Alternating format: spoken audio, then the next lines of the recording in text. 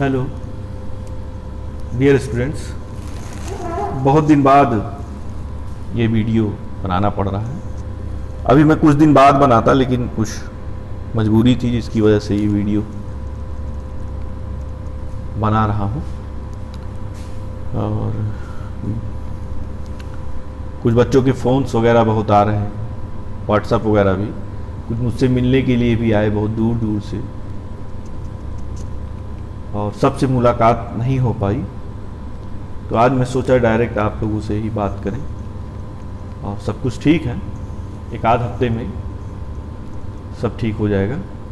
और कुछ ऐसे बच्चे भी व्हाट्सएप कर रहे हैं मेरे पास, मेरे स्टाफ सुहेल के पास, कि सर मेरा शिक्षक भर्ती में हो गया है। तो मैंने कहा जब ज्वाइनिंग हो जाएगी तब, अभी ज्वाइनिंग होने दो। अब एक शिक्षक भर्ती का एक उदाहरण देता हूं। ये जो रिजल्ट आया है शिक्षक भर्ती का, ये 2018 का है, और इसका पेपर टेट का जो प्रीलिम्स का पेपर था वो 18 नवंबर 2018 को हुआ था। 18 नवंबर 2018 को। फिर सुपर टेट का एग्जाम 6 जनवरी 2019 को हुआ था। हमारे यहां ये बैच चला था 4 अगस्त 2018 को। कुल 86 बच्चे थे इसमें जब ये टेट का बैच चला, और इनका कोर्स 8 नवंबर 2018 को कंप्लीट कर दिया गया। 4 दिन टेस्ट सीरीज वगैरह चली थी। फिर 18 नवंबर को ये लोग पेपर दिए, और 18 नवंबर से पहले ही मैंने बता दिया था कि आप लोगों का सुपर टेट का बैच हम नहीं चला पाएंगे, क्योंकि मेरे पास समय भी नहीं था, व्यस्तता भी बहुत ज़्यादा है। सुबह शाम तक जिनित क्लासेस में खुद ही एसएससी बैंक रेलवे के बैच आप देखे होंगे, अगर उसमें बताने की ज़रूरत नहीं। तो मैंने ये कहा, लेकिन जब 18 नवंबर को पेपर हुआ तो 2-3 दिन के अंदर इतने बच्चे आ गए, सर बैच चलाइए, आप सुपर टेट का बैच चलाइए। मैंने कहा सुपर टेट का बैच नहीं चलेगा, लिखित परीक्षा का बैच हम नहीं चलाएंगे। लेकिन बच्चों के भविष्य को देखते हुए 25 नवंबर को ये निर्णय लिया गया कि 26 नवंबर से सुपर टेट का बैच चलेगा। अब 26 नवंबर से अगर बैच चलेगा और 6 जनवरी को पेपर है, तो छुट्टी उट्टी निकाल दे तो 30 दिन भी क्लास चलने वाली नहीं। क्या उसमें चूतिया बनाना बच्चों को। तो मैंने बच्चों से ये कहा था कि सुपर टेट का बैच आप लोगों का निःशुल्क चलेगा। अगर किसी बच्चे को याद होगा तो जानता होगा, चोट लगी है, याददाश्त कमजोर नहीं हुई मेरी। निःशुल्क चलेगा बैच। तो मैंने सोचा 10-12 बच्चे आएंगे, क्योंकि बच्चों से जितना पैसा मांगो ज्यादा से ज्यादा उनको लगता है वो कोचिंग उतनी ही अच्छी।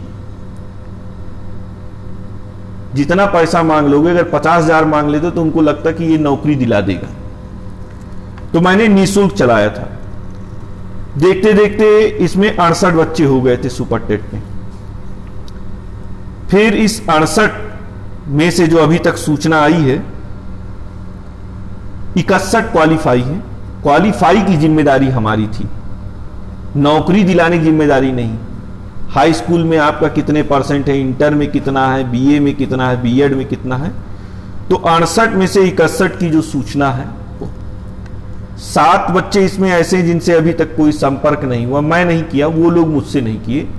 जो भी है, क्या है, नंबर नहीं मिल रहा, व्हाट्सएप नहीं काम कर रहा है, या मुझसे नाराज हैं, जो भी। और ये आपका नौकरी वगैरह गुणांक, भारांक, इन सब चीज़ों पर निर्भर करती है। तो ये एक छोटी सी चीज़, जो काम मुझसे नहीं हो सकता उसे मैं जबरदस्ती करता नहीं, और अधमने मन से कभी नहीं करता। हाफ हार्टेड कोई काम नहीं करता। एक छोटा सा उदाहरण दे दें। 2020 अभी जनवरी में 15-16 जनवरी को विज्ञापन आया बीईओ खंड शिक्षा अधिकारी का, और जिस दिन विज्ञापन आया उस विज्ञापन में ही लिखा था कि 22 मार्च को पेपर है। अब 22 मार्च को पेपर है और 10 मार्च को होली है, यानी आप 20 जनवरी को भी बैच चलाएंगे तो 40 लेक्चर नहीं पढ़ा सकते। और खंड शिक्षा अधिकारी गस्टेड अफसर होता है, पीसीएस लेवल के उसमें क्वेश्चन आते हैं। कौन कोचिंग वाला 30-35 दिन में तैयार कर देगा। लेकिन दुनिया है, सपने बिकते हैं, बेचने वाला भी होता है।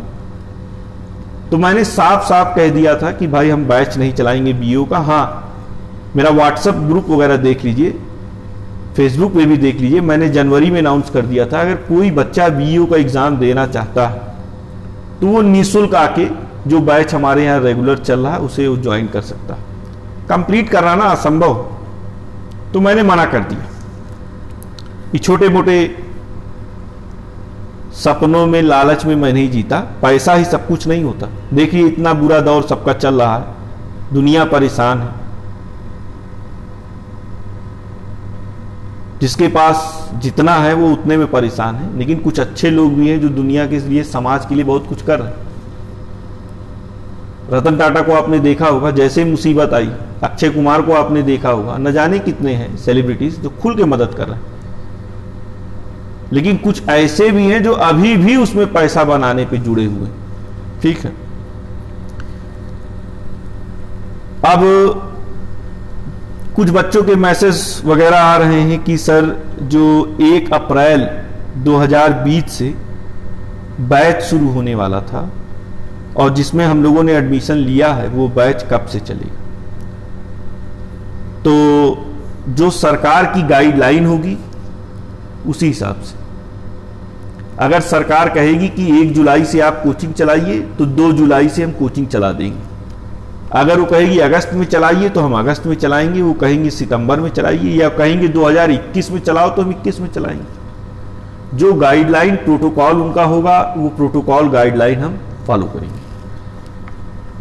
क्रेडिबिलिटी बच्चों के बीच में, विश्वसनीयता जिनित क्लासेस की बच्चों के बीच में कितनी है, एक छोटा सा उदाहरण मैं आपको दे दूं कि 2019 में कुल 1407 बच्चों का एडमिशन हुआ था और 1 अप्रैल 2020 को जो बैच चलने वाला था इसका अनाउंसमेंट मैंने 5 फरवरी को किया था। तो बच्चे उसी समय फीस देने के लिए तैयार थे, 2100 रुपया। मैंने कहा नहीं, 16 मार्च से पहले एक बच्चे का फीस नहीं लिया जाएगा। आप किसी से भी पता कर सकते। तो 16 मार्च को जब एडमिशन स्टार्ट हुआ तो 16, 17, 18 3 दिन के अंदर एक बैच सुबह और एक बैच शाम फुल हो गया। सुबह में 187 बच्चों ने एडमिशन लिया और शाम को 151 ऑफलाइन एडमिशन। 338 बच्चे कुल एडमिशन लिए, बैच फुल हो गया, अनाउंस भी कर दिया मैंने।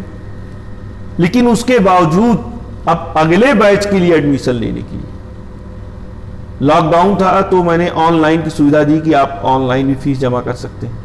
बच्चे कह रहे थे कैसे आए जाएं, तो 29 मार्च तक 227 बच्चों ने ऑनलाइन एडमिशन लिया गूगल पे वगैरह के माध्यम से।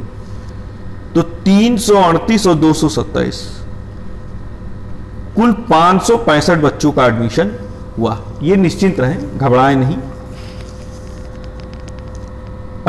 29 मार्च के बाद बच्चों से फीस लेना बंद कर दिया गया, कारण इतनी बड़ी मुसीबत थी। तो मैंने कहा कि पहले आप अपनी समस्या सुलझाइए, पता नहीं पैसे की जरूरत आपको कब पड़े। कोचिंग कहीं भाग नहीं रही है, हम यही हैं, बाद में चलेगा। अब ये जो बच्चे हैं इनके टेंशन को थोड़ा मैं दूर कर दूं कि कैसे चलेगा। तो आप सब जानते हैं पहले कोचिंग में 3 कमरे थे। एक बड़ा कमरा था जिसमें 180 बच्चे आराम से बैठ सकते हैं, ठीक, 60 सीटें थी। एक छोटा कमरा जिसमें मैं बैठा हूं, 90 बच्चे आराम से बैठ सकते हैं। और एक कमरा और है छोटा सा, उसमें 75 बच्चे। और आप सबको मालूम होगा अभी फरवरी मार्च में एक बड़ा सा हॉल और बन गया है, तो 4 बड़े बड़े कमरे हो गए। तो ऊपर वाले जो बड़ा वाला हॉल बना उसमें भी 180 बच्चे बैठ सकते हैं।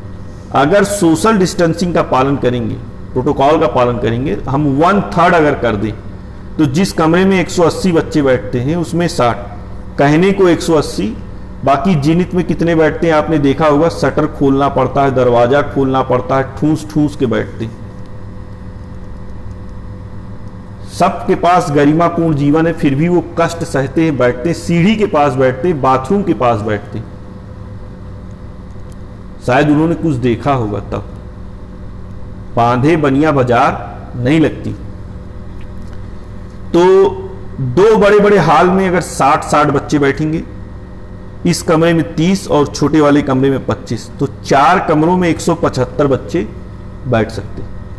अगर सुबह दोपहर शाम 3 शिफ्ट में चारों कमरे में क्लासेस चलती हैं तो 525 बच्चे भारत सरकार के प्रोटोकॉल गाइडलाइन के हिसाब से आराम से बैठ सकते हैं। तो इसमें ज़्यादा टेंस होने की ज़रूरत नहीं है। और जो जीनित कर सकता था, ये केवल कमाने की संस्था नहीं है। मैं भी समाज में रहता हूँ, मेरा भी कुछ सामाजिक उत्तरदायित्व है, सोशल रिस्पॉन्सिबिलिटी है। जो हमने किया उसके लिए हमने किसी फोटोबाजी का अखबार में, मैंने तो ये भी देखा है कि कुछ फेसबुक वगैरह में फोटो थे कि किसी को 1 किलो आटा कोई दे रहा है तो 4 लोग मिलकर फोटो खिंचा रहे हैं। इसकी ज़रूरत हमको नहीं पड़ी। 27-28 अप्रैल को प्रशासन ने ये निर्णय लिया कि जो बच्चे इलाहाबाद वगैरह में फंसे हैं उनको अपने गृह जनपद होम डिस्ट्रिक्ट पहुंचाया जाएगा। बस उनको एक आई कार्ड लाना पड़ेगा, स्कूल का हो या कोचिंग का। तो बच्चे फ़ोन करने लगे। फिर 131 बच्चों का आई कार्ड 2 दिन सुहेल रात में भाग भाग के दिन में बिना कुछ खाए पिए, मुझे नहीं मालूम क्या है, स्टेशन पे, हनुमान मंदिर, लोक सेवा आयोग चौराहा, ये जाके बांटे। और इन 131 बच्चों में से 67 बच्चे ऐसे थे जिन्होंने 2100 रुपया जो फीस जमा की थी, मैंने वो भी उनको वापस करवाया कि आप इसको रखिए अपने पास। ले नहीं रहा था कोई, लेकिन फिर भी हमने कहा आप इसे अपने पास रखिए, कोई कहीं भाग नहीं रहा। जान है तो जहान है। अपने परिवार की जरूरतें पूरी कीजिए, पता नहीं कब काम आए। जब बैच वैच चलेगा तो आप एडमिशन ले लीजिएगा, क्या दिक्कत है। तो एक चीज, अब कुछ बच्चे कह रहे हैं सर गांव में पढ़ाई नहीं हो पा रही, हम बोर हो रहे हैं, तो उनको हम बता दें ये गोल्डन आवर है। ये वो समय है जब आप सबसे ज्यादा पढ़ाई कर सकते हैं। ये प्रतिस्पर्धा है, कंपटीशन, दूसरों से आगे निकलिए। इसका जो लाभ उठा लेंगे वो बहुत आगे चले जाएंगे। तो इस गोल्डन आवर का लाभ उठाइए। अपने घर में है, अपने परिवार के साथ है, तो खूब पढ़िए। कम से कम आप 24 घंटे में 7-8 घंटा तो आराम से पढ़ सकते हैं। 7-8 घंटा एक स्टैंडर्ड पढ़ाई होती है। फेंकने वाले तो 18-20 घंटा ही बताते हैं। इधर से सुना करिए, इधर से निकाल दिया करिए। तो आप 7-8 घंटा, अब उसमें पढ़ना क्या है, जो भी आपके पास उपलब्ध है उसको रिवीजन कीजिए। जो आप कोचिंग में पढ़े हैं, जो भी मैटर अवेलेबल है, ज़्यादा लपर लपर करने की जरूरत नहीं है। जो अवेलेबल उसे बार बार रिवीजन कीजिए। नोट्स का भी नोट्स बनाइए। अगर आप वाकई एक स्टूडेंट हैं, लेबोरियस हैं, तो मेरा मानना है कि आपके पास 1 घंटा भी फालतू बचने वाला नहीं। अगर आप इस समय को खेल कूद में बर्बाद कर रहे हैं, टीवी देख रहे हैं सुबह से लेकर शाम तक, मोबाइल इस्तेमाल कर रहे हैं, तो आप उस दिशा में जा रहे हैं जहां जिंदगी भर आप ठोकर खाएंगे। मेरे अच्छा कहने से आप अच्छे नहीं हो जाएंगे। तो मेहनत कीजिए खूब। और जिन बच्चों को क्वेश्चन वगैरह में प्रॉब्लम है, मैंने पहले कहा था, वो व्हाट्सएप वगैरह कर सकते हैं। 4-5 दिन और रुक जाइए। उसके बाद आप अगर आसपास कहीं रहते हैं तो आप आके मुझसे मिल भी लीजिए। मैंने नंबर भी आप लोग को दिया है, आप उस पर कॉल कीजिए पहले, तब आप आइए। पता नहीं हम कहाँ हूँ, बिजी हूँ, किस अवस्था में, तो आप आ सकते हैं, बातचीत कर सकते हैं। ठीक है।